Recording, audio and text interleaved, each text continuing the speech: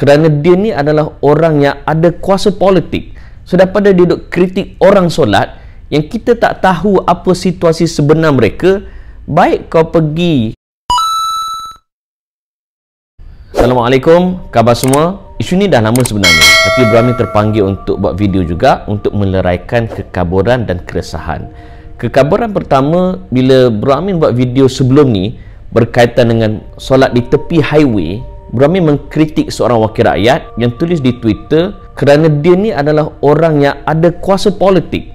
So daripada dia duduk kritik orang solat yang kita tak tahu apa situasi sebenar mereka, baik kau pergi melalui saluran yang sepatutnya, melalui Dewan Undangan Negeri ke, dalam mesyuarat bersama kerajaan negeri ke, cadangkan bagaimana cara untuk memudahkan orang sembahyang, khususnya bila hari perayaan, ditambah pula kerana faktor pandemik, rakyat dalam PKP, tempat sempit, ada jarak fizikal, macam-macam. Dan Alhamdulillah, isu ni Brahmi cukup tabik kepada Yang Berhormat tersebut. Beliau dengan gentlemannya komen dekat Instagram Brahmi dan kami berbalas-balas komen dan kita dapat selesaikan dengan cukup harmoni. Dan insya-Allah pada Yang Berhormat berkenaan, kita akan bersembang dalam The Amin Idris Show secara kritikal dan penuh hormat. Dan ini ahli politik yang matang, bersedia untuk dikritik. Ni tak bila dikritik orang apa, bukan main, tapi bila orang kritik dia, macam-macam dia kata, macam-macam dia label.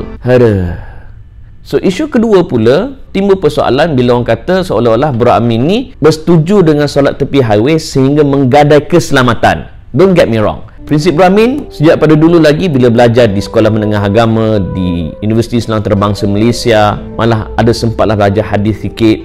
Ya, di dalam kita menjaga prinsip agama, kita juga kena jaga nyawa, tak dapat dinafikan. Sebab itu dalam hal demikian, bila trafik jam yang sangat teruk, khususnya dalam isu tersebut, pertama sekali kita kena bersangka baik dengan orang yang solat tepi highway. Sebab apa? Ada setengah orang di kalangan kita, dia rasa gelisah tau kalau dia tak solat betul-betul. Dia rasa gelisah bila dengar azan, dia tak menyegerakan solat. Yang ni kita kena bagi markah bonus pada mereka, sebab kita pun kadang-kadang walaupun dah azan, selamba lagi main PUBG kan? Bila dah azan, selamba lagi duduk naik depan komputer. Bila dah dengar azan, selamba je duduk mesyuarat lagi. Tapi ada orang bila dah masuk waktu, dia rasa gelisah sehingga dia dapat buka sejadah, dapat angkat takbir, rukuk, sujud, berdoa pada Allah, baru dia boleh rasa selesa dalam hidup. Yang ni kita jangan sewena-wenanya kritik orang sebegini. Dan kita tak boleh salahkan mereka, mungkin ilmu mereka takat tu je. Sebab dalam ilmu fiqh, Islam adalah agama yang tidak sempit. Islam is a way of life. Bila kita semayang, hukum semayang adalah wajib. Walau apa jua keadaan sekalipun, susah, senang, aman, darurat, kaya, miskin, kena semayang. Cuma dalam situasi tepi highway ni, andai kata tiba keadaan darurat, kita tak boleh nak turun semayang. Kalau turun semayang, takut menggadai keselamatan. Kalau bukan kita pun, orang lain pula terjejas.